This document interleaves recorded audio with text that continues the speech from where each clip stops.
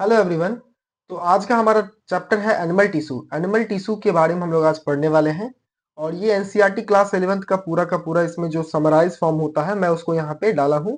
और सबसे ज़्यादा ये इंपॉर्टेंट नीट एस्पिरेंट्स के लोगों के लिए है और साथ ही साथ जो अदर कॉम्पिटिटिव एग्जाम है जैसे कि BUHS, JET, CUET एग्जाम में भी आपको ये जो चैप्टर है इससे क्वेश्चन पूछे जाते हैं। तो आप इस चैप्टर को ना वन शॉर्ट वीडियो में क्विक रिवीजन कर सकते हैं मेरे साथ। आपको एक डायग्रामेटिक फॉर्म में और अच्छे से इलेबोरेट करके और जो इंपॉर्टेंट पॉइंट्स है उसके साथ साथ आपको इस चैप्टर में हम लोग पढ़ने वाले हैं। ठीक है, तो स्टार्ट करते हैं एनिमल टिश्यू का, जिसको कि स्ट्रक्चरल ऑर्गेनाइजेशन इन एनिमल भी बोलते हैं। ठीक है, तो सबसे पहले देखते हैं कि हम लोग कि कैसे टिश्यू बनता है, टिश्यू कहते किसको है। सबसे पहले हमें तो ये जानना होगा ना, एनिमल टिश्यू पढ़ रहे हैं तो टिश्यू क्या होता है, हम लोग टिश्यू कैसे किसको बोलेंगे कि ये टिश्यू है। तो सबसे पहले आपको बता दें कि सेल जो है दो तरह का सेल होता है, यूनिसेलुलर और मल्टी सेलुलर। दो तरह का हम लोग सेल जानते हैं और यही सेल आपस में बहुत सारे मिल करके क्या बनाते हैं, टिश्यू बनाते हैं। क्या बनाते हैं, टिश्यू। तो टिश्यू का डेफिनेशन क्या होगा, a group of cells acting as a team to perform a specific function, यानी कि सेल का ऐसा ग्रुप जो कि एक स्पेसिफिक फंक्शन को करने वाला हो, उसको क्या कहेंगे, टिश्यू कहेंगे। अब ये बहुत सारे टिश्यू मिलकर के क्या बनाएंगे, ऑर्गन बनाएंगे और ऑर्गन सब मिलके क्या बनाएंगे, ऑर्गन सिस्टम बनाएंगे। यही होता है सेल से कैसे एक ऑर्गन सिस्टम बनता है, वो ये प्रोसेस है। ठीक है, उसके बाद देखते हैं कितने टाइप्स के ये टिश्यू होते हैं। तो 4 टाइप्स के टिश्यू होते हैं। कितने टाइप्स के होते हैं, 4 टाइप्स के। कौन कौन से, epithelial tissue, connective tissue, muscular tissue और साथ ही साथ न्यूरल टिश्यू। जो इपिथेलियल टिश्यू होता है उसका क्या काम है, the covering, protection and exchange. जो कवरिंग का काम, प्रोटेक्शन का काम और या फिर गैसियस एक्सचेंज होगा तो उसका काम कौन करेगा, कौन सा टिश्यू करेगा, इपिथेलियल टिश्यू करेगा। ठीक है, कनेक्टिव टिश्यू क्या है, एक फ्रेमवर्क की तरह है। किसकी तरह है, फ्रेमवर्क है। इसका काम है लिंकिंग। जैसे कनेक्शन मतलब क्या होता है, लिंक करना और सपोर्ट करना इसका काम होता है कनेक्टिव टिश्यू का। और मस्कुलर टिश्यू क्या है, एक मैकेनरी मूवमेंट में ये हेल्प करता है। कैसे, तो मस्कुलर है, मसल्स कहाँ होता है, हमारे बोन के पास होता है ना। तो मसल्स क्या कराता है, मूवमेंट कराता है। तो मूवमेंट क्या है कि मैकेनिकल एक्टिविटी है, तो इसलिए ये मैकेनिकल मूवमेंट कराता है। ठीक है, और उसके बाद न्यूरल क्या है, कम्युनिकेशन। हमारी जो ब्रेन है, जो पेरिफेरल नर्वस सिस्टम है, उन सबको ये कनेक्शन बनाता है कौन, न्यूरल टिश्यू बनाता है। और इसका बेसिक यूनिट क्या होता है, न्यूरॉन होता है। ठीक है, न्यूरॉन क्या है, सेल है। अब ये न्यूरॉन मिलकर के क्या बनाता है, न्यूरल बनाता है। ठीक है, न्यूरल नेटवर्क बनाता है। ठीक, ये था हम लोग का 4 types of tissue, animal tissue, epithelial tissue, connective tissue, muscular tissue और न्यूरल टिश्यू। अब वन बाय वन पढ़ते हैं। सबसे पहले पढ़ते हैं इपिथेलियल टिश्यू के बारे में। ठीक है, ये लिविंग लाइनिंग है, ये लाइनिंग का काम करेगा। इपिथेलियल टिश्यू फर्दरली दो सब डिवीजन इसका है। कौन कौन सा है, simple epithelial tissue and compound epithelial tissue. Simple tissue क्या होता है ना, सिंगल लेयर होता है। कैसा लेयर होता है, सिंगल लेयर होता है। और कंपाउंड मल्टी लेयर, यानी कि एक से अधिक लेयर का जो टिश्यू होगा वो क्या कहेगा, कहलाएगा, वो कंपाउंड कहलाएगा, कंपाउंड इपिथेलियल टिश्यू कहलाएगा। और जो सिंगल लेयर का होगा वो क्या कहलाएगा, सिंपल सिंपल इपिथेलियल टिश्यू कहलाएगा। अब इपिथेलियल टिश्यू के बारे में कुछ पॉइंट्स देख लेते हैं। It has a free surface, इसके पास ना फ्री सरफेस होता है। अब क्योंकि इस सिंगल लेयर है तो सरफेस इसका ऊपर का फ्री होगा। तो फ्री होगा तो ये कहाँ पाया जाएगा, फेसेस बॉडी फ्लूइड, ये बॉडी फ्लूइड्स के कांटेक्ट में रहेगा और साथ ही साथ और आउटसाइड एनवायरनमेंट में ये कांटेक्ट में ये रहेगा। ठीक है, और इसका काम क्या है, प्रोवाइड्स कवरिंग और लाइनिंग। कवरिंग और लाइनिंग को भी ये प्रोवाइड करेगा। साथ ही साथ compactly packed with little intercellular matrix, इसके पास जो इंटरसेलुलर मैट्रिक्स यानी सेल के अंदर जो मैट्रिक्स होता है बहुत ही कम होगा। ठीक है, और बहुत ही कॉम्पैक्टली पैक्ड होगा। इस तरीके से ये बहुत एकदम कॉम्पैक्टली पूरा पैक्ड होगा ये। ठीक है, फिर सिंपल जो एपिथेलियल टिश्यू है, नेक्स्ट 3 सब डिवीजन इसका भी है। पहला है स्क्वामस, दूसरा है क्यूबॉइडल, तीसरा है कॉल्यूमनर। ठीक है, अब इसके बारे में थोड़ा पढ़ते हैं। सबसे पहले देखते हैं सिंपल स्क्वामस। सिंपल स्क्वामस क्या होता है, डिफ्यूजन बाउंड्री, इसको क्या कहते हैं, द डिफ्यूजन बाउंड्री कहता है। क्योंकि ये डिफ्यूजन इससे इजीली हो पाता है क्योंकि सिंगल लेयर है। तो सिंगल लेयर और सिंपल में है, सिंगल लेयर स्क्वामस है तो इसमें क्या होगा, डिफ्यूजन इजीली हो पाएगा। इसका शेप कैसा होता है, तो फ्लैटेंड शेप, देखिए दिख रहा है ना, पूरा फ्लैट है ये, flattened cell with irregular boundary, इसका कोई बाउंड्री निश्चित नहीं है, इरेगुलर बाउंड्रीज होता है। लोकेशन कहाँ पाया जाता है, found in wall of blood vessels and air sac of lungs. ये इंपॉर्टेंट है, ये डायरेक्ट एनसीईआरटी से उठा के डाला गया है। ये कहाँ कहाँ पाए जाते हैं, ब्लड वेसल्स में पाए जाते हैं और air sacs of lungs, air sacs मतलब कि एल्वोलाई में, लंग्स का जो एल्वोलाई होता है वहां पर जो टिश्यू होता है, इपिथेलियल टिश्यू होता है, कौन सा होता है? सिंपल स्क्वामस होता है। कैसा होता है? Simple squamous. अब खुद सोचिए ना, वहां पर डिफ्यूजन करना बहुत जरूरी है, किसका? एयर का। तो उसके लिए यही टिश्यू को होना जरूरी है, अगर ये नहीं होगा तो डिफ्यूजन नहीं हो पाएगा। इसका फंक्शन क्या है? डिफ्यूजन, अभी बता रहे हैं, डिफ्यूजन करना, to allow easy passage of material, किसी भी मटेरियल का इजी पैसेज करने में भी ये मदद करता है। ओके, उसके बाद नेक्स्ट देखते हैं, क्यूबाइडल और कॉलमनर को हम समझते हैं। क्यूबाइडल और कॉलमनर का जो फंक्शन है ना, सिक्रीशन एंड ऑब्जॉर्प्शन में है। क्यूबाइडल का क्यूब शेप होगा स्ट्रक्चर, और कॉलमनर का एक rod shape like cylinder shape like tall cylinder cell के जैसा ये होगा। ठीक है, इसका शेप कैसा है? क्यूब लाइक है, और इसका क्या है? टॉल एंड सिलेंडर सेल है। ओके, इसका लोकेशन यानी कि क्यूबॉइडल, ये क्या कैसा है?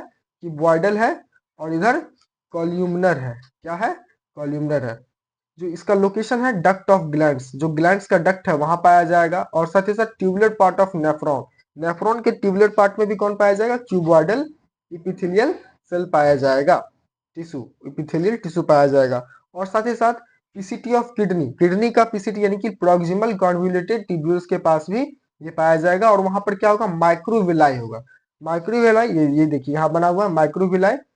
ठीक है, ये क्या करेगा ना, एब्जॉर्प्शन में हेल्प करेगा। किस में हेल्प करेगा? एब्जॉर्प्शन में हेल्प करेगा। इसमें भी माइक्रोविलाई प्रेजेंट होता है, जो कि एब्जॉर्प्शन में हेल्प करता है। इसका लोकेशन क्या है? Lining of stomach and intestine, intestine के लाइनिंग और स्टोमक के लाइनिंग में कौन से एपिथेलियल टिश्यू पाए जाते हैं? तो वो होते हैं कॉल्यूमिनर। कौन से होता है? कॉल्यूमिनर। और इसका फीचर क्या है? फ्री सरफेस में है माइक्रोविलाई, जो फ्री सरफेस है उसमें माइक्रोविलाई हो सकते हैं। ठीक है, उसके बाद नेक्स्ट देखते हैं सिलिएटेड इपिथेलियम। अभी सिलिया सिलिया की बात करें तो सिलिएटेड इपिथेलियम क्या होता है ना, एक कन्वेयर बेल्ट की तरह होता है। यानी कि किसी चीज को अगर कोई डायरेक्शन मूवमेंट कराना हो, एक डायरेक्शन में मूवमेंट कराना हो, तो उसके लिए क्या होना जरूरी है? वहां पर सिलिएटेड इपिथेलियम का होना जरूरी है।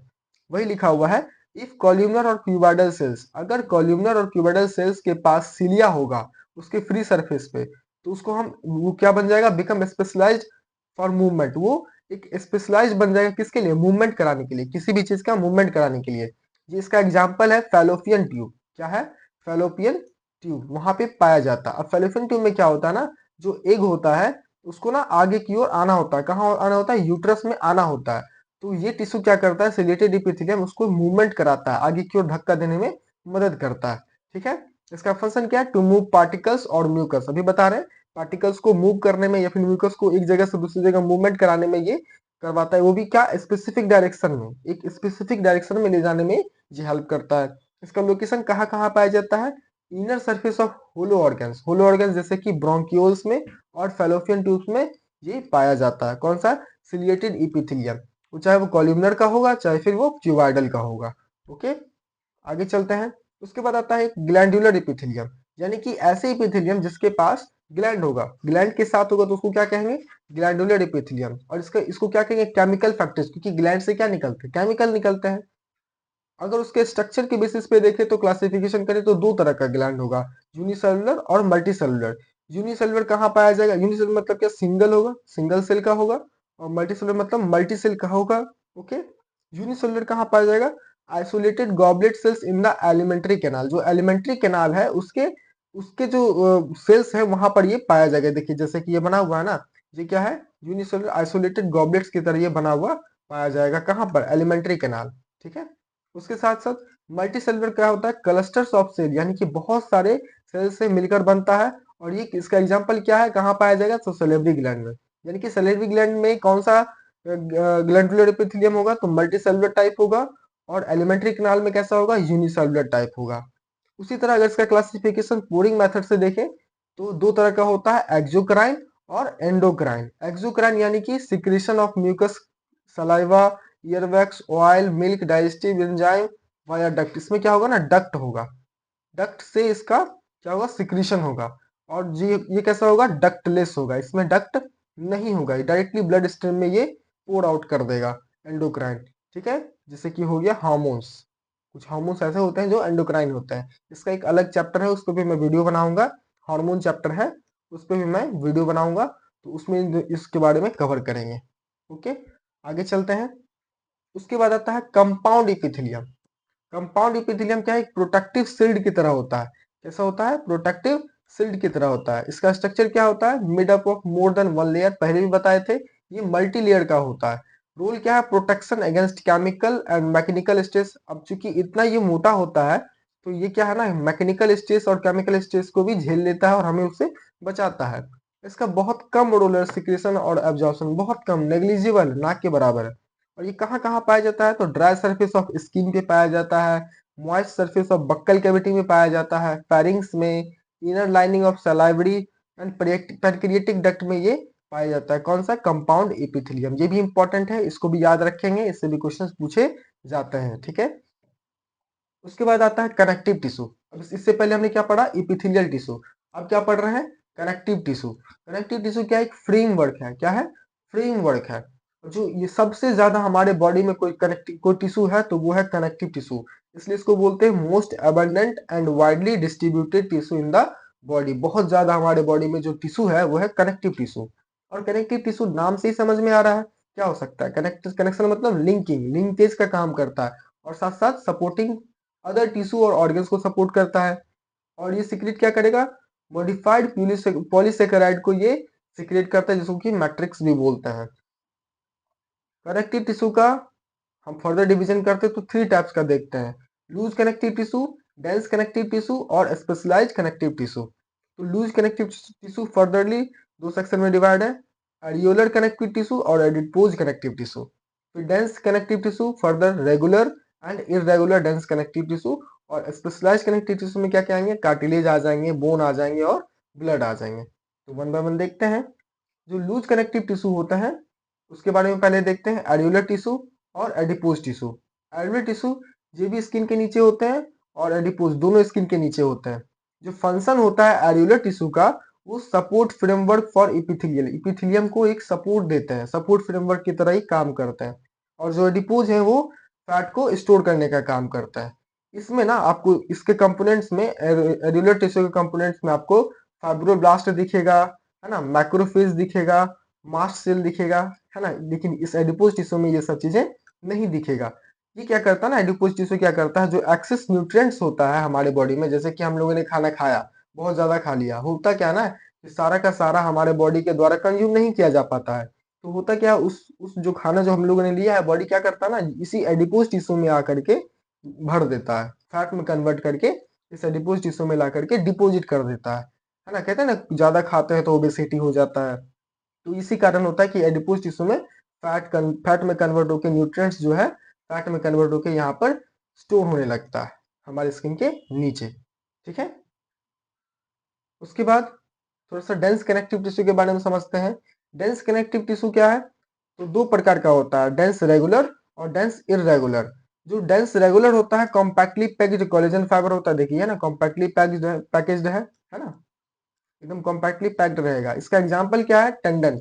जो टेंडन है क्या करता है, स्केलेटल मसल्स को बोन से जोड़ने का काम करता है, ठीक है। एक रो में प्रेजेंट होगा, इसका जो कोलेजन फाइबर होगा ना, एक रो में, देखिए यहाँ आपको एग्जाम्पल में दिख रहा होगा, डायग्राम में दिख रहा होगा, एक रो के फॉर्म में ये दिखता है। लेकिन जो डेंस इरेगुलर होता है, इनका कोई शेप नहीं होता, कोलेजन जैसे तैसे इधर उधर डिफरेंटली ओरिएंटेड रहते हैं, ठीक है। और ये कहाँ पाए जाते हैं, स्किन में पाए जाते हैं। उसके बाद आते हैं मसल्स टिश्यू के बारे में, जिसको कि हम लोग मैकेनरी मूवमेंट के नाम से भी जानते हैं। जो मसल्स टिश्यू होते हैं क्या होते हैं, मैकेनरी मूवमेंट में काम करते हैं। ये भी थ्री टाइप्स के होते हैं। पहला स्केलेटल मसल्स, दूसरा स्मूथ मसल्स, तीसरा कार्डियक मसल्स। इसके बारे में देखते हैं। जो स्केलेटल मसल्स होते हैं लॉन्ग होते हैं, सिलेंड्रिकल होते हैं, देखिए दिख रहा है ना, ये बहुत लंबे लंबे हैं और सिलेंड्रिकल शेप में है। और साथ ही साथ स्ट्रेटेड होते हैं। स्ट्रेटेड करने का मतलब, इस पे देखिए धारी बना हुआ है, ये स्ट्रेटेड होता है, ठीक है। और ये मल्टी न्यूक्लिएटेड हो, ये जो बीच में बना हुआ है ये न्यूक्लियस है, ये मल्टी न्यूक्लिएटेड होते हैं, इसमें बहुत सारे न्यूक्लियस पाए जाते हैं। और साथ ही साथ ये वॉलेंट्री होते हैं, वॉलेंट्री कंट्रोल, यानी कि हमारे कंट्रोल में होते हैं। कैसे, जैसे मान लेते हैं ये हमारे एक पैर है, हम चाहते हैं कि इसको हम लोग मोड़े, यहाँ से इसको फ्लेक्शन दें, फ्लेक्शन करें, तो हम लोग क्या, जब सोचते हैं इसको मोड़ना चाहते हैं तो मोड़ लेते हैं ना। ये हमारे कंट्रोल में, जो एक्शन हमारे कंट्रोल में है उसको क्या क्या कहते हैं, वॉलेंट्री कंट्रोल कहते हैं, यानी कि वॉलेंट्री एक्शन कहते हैं, ठीक है। और ये बोन से अटैच्ड होते हैं, ओके। उसके बाद आता है स्मूथ मसल्स। स्मूथ मसल का जो शेप है स्पिंडल शेप्ड है, ये जो शेप दिख रहा है ना, इसी को हम लोग बोलते हैं स्पिंडल शेप्ड। इसमें सिंगल न्यूक्लियस, एक ही न्यूक्लियस पाए जाते हैं और ये स्टेटेड नहीं होते, जैसे कि इसमें देखिए लाइनिंग लाइनिंग बना हुआ ना यहाँ पर रेड रेड, इसमें नहीं है, तो ये नॉन स्टेटेड होते हैं और ये इनवॉलेंटरी होते हैं, ये हमारे कंट्रोल में नहीं होते हैं। और कहाँ कहाँ पाए जाते हैं? इंटरनल ऑर्गन में पाए जाएंगे, ब्लड वेसल्स में पाए जाएंगे, स्टोमैक, इंटेस्टाइन। क्या आपको पता है, आप खुद सोचिए ना, इंटरनल ऑर्गन में जैसे आपका इंटेस्टाइन हो गया, आप चाहते हैं कि इंटेस्टाइन में कॉन्ट्रैक्शन हो, आपके चाहने से होगा? नहीं होगा। तो जो एक्शन हमारे कंट्रोल में नहीं है वो इनवॉलेंटरी एक्शन। ठीक है, इससे आप याद रख सकते हैं, वॉलेंट्री हमारा स्केलेटल है, तो वो क्या है ना, बोन से अटैच वाले जो मसल्स होगा, स्केलेटल मसल्स है, वो हमारे कंट्रोल में है। स्मूथ मसल हमारे कंट्रोल में नहीं है, इसलिए वो इनवॉलेंट्री है। ठीक है, उसके बाद आता है तीसरा कार्डियक मसल्स। कार्डियक मसल्स भी ब्रांच्ड होता है, जैसे ये देखिए, इसमें ब्रांच था नहीं था, एक कॉम्पैक्ट स्ट्रक्चर की तरह था, ये ब्रांच के फॉर्म में होंगे इस तरह से, ये ब्रांचिंग करते हैं। ठीक है, ये ब्रांचिंग रहते हैं, इसको बोलते हैं ब्रांच्ड। और ये भी स्ट्रेटेड होते हैं इसकी तरह, देखिए ये इस तरह से रेड कलर की लाइनिंग है, तो इसमें भी लाइनिंग रेड कलर का आपको दिख रहा होगा, ये भी स्ट्रेटेड होता है। इसमें एक से दो न्यूक्लियाई होता है, यानी कि हर एक ब्रांच में एक होगा या फिर दो न्यूक्लियाई पाए जाते हैं, और ये भी इनवॉलेंटरी कंट्रोल है। अब हार्ट हमारे कंट्रोल से बाहर रहता है, वो पंप करता रहेगा, हम चाहे ना चाहे वो अपना काम करता रहेगा, इसलिए ये भी कैसा एक्शन का है, इनवॉलेंटरी कंट्रोल में है। और कहाँ पाया जाएगा? हार्ट में, क्योंकि ये हार्ट मसल्स है। हार्ट कार्डियक मतलब क्या होता है? हार्ट, ये हार्ट का मसल्स है। ये तीन तरह का मसल्स होता है। उसके बाद देखते हैं न्यूरल टिश्यू, लास्ट आता है न्यूरल टिश्यू। न्यूरल टिश्यू क्या है? एक कंट्रोल सेंटर है। क्या है? कंट्रोल सेंटर है न्यूरल टिश्यू, यानी कि इसका बेसिक यूनिट क्या होगा? न्यूरॉन होगा। न्यूरॉन क्या है? सेल है। ठीक है, यही न्यूरॉन सेल आपस में मिलकर के क्या बनाता है? न्यूरल टिश्यू बनाता है। क्या बनाता है? न्यूरल टिश्यू बनाता है। इसका यूनिट क्या है? न्यूरॉन्स है। और फंक्शन क्या है? Unit of the neural system का एक यूनिट है, फंक्शनल यूनिट है, कौन? न्यूरॉन है। इसका फीचर क्या है? Excitable cell capable of receiving and transmitting electrical signal. जो एक्साइटेबल सेल होते हैं वो कैपेबल होते हैं, जहाँ से क्या होता है ना, मैसेज यहाँ से आता है और यहाँ को डिलीवर होता है, फिर दूसरा जो न्यूरॉन होता है वो इसको क्या करता है? कैप्चर करता है, फिर वो आगे डिलीवर करता रहता है। ये न्यूरॉन आपस में कनेक्टेड होते हैं और वही सब कनेक्शन क्या बनाते हैं? न्यूरल टिश्यू बनाते हैं। इसका फंक्शन क्या है? Greatest control over the body, हमारे बॉडी के जो रिस्पॉन्सिवनेस है, चेंजिंग कंडीशन है, इस पे इनका बहुत बड़ा कंट्रोल होता है, क्योंकि हमारे बॉडी में जो हो रहा है ना एक्टिविटी, वो न्यूरॉन की वजह से ही हो पा रहा है। अगर हम कुछ बोल पा रहे हैं, हाथ को घुमा पा रहे हैं, ये तो हमारे ब्रेन के कंट्रोल, जैसे हमारा ब्रेन ने मैसेज दिया कि इस तरीके से इस चीज को करना है, हम जैसे हाथ को हम मोड़ना चाहते हैं, तो ये ब्रेन मैसेज देगा। ब्रेन किसके जरिए मैसेज देगा? तो यही न्यूरल सिस्टम के, नर्वस सिस्टम के जरिए ही मैसेज देगा, तब हम वो लोग कर पाते हैं। ठीक है, ये था पूरा का पूरा आपका एनिमल टिश्यू। ये तो मैंने आपको समराइज फॉर्म में पढ़ा दिया। लेकिन आपके लिए जाते जाते, अब यहाँ तक आप वीडियो देखे हैं तो आपके लिए एक बात बता दे जाते जाते कि ये जो आप जो पढ़े हैं उसका मैंने हैंड रिटन नोट्स भी बनाया है, जो कि आप देख सकते हैं। ये भी मैं आपको डिस्क्रिप्शन में डाल दूंगा नोट्स। आपको नोट्स बनाने की जरूरत नहीं पड़ेगी, आप इसको डाउनलोड करके आराम से पढ़ सकते हैं। ठीक है, पूरा का पूरा जो मैंने अभी पढ़ाया है वो सब इसमें मेंशन है, मैंने अपने हाथ से बनाया है, हैंडमेड नोट्स है, तो आपको ये डिस्क्रिप्शन में मिल जाएगा, वहां से आप डाउनलोड कर सकते हैं। बाकी आपको ये कैसा लगा, आपको आपको जो ये मैंने आज पढ़ाया वो कैसा लगा, इसके बारे में आप डिस्क्रिप्शन में बताइएंगे, कमेंट में बताएंगे। और साथ ही साथ इस चैनल को सब्सक्राइब करेंगे, लाइक करेंगे, और जिनको पढ़ना है आपके जो फ्रेंड सर्कल्स होंगे उसमें शेयर भी करना है। Okay, thank you.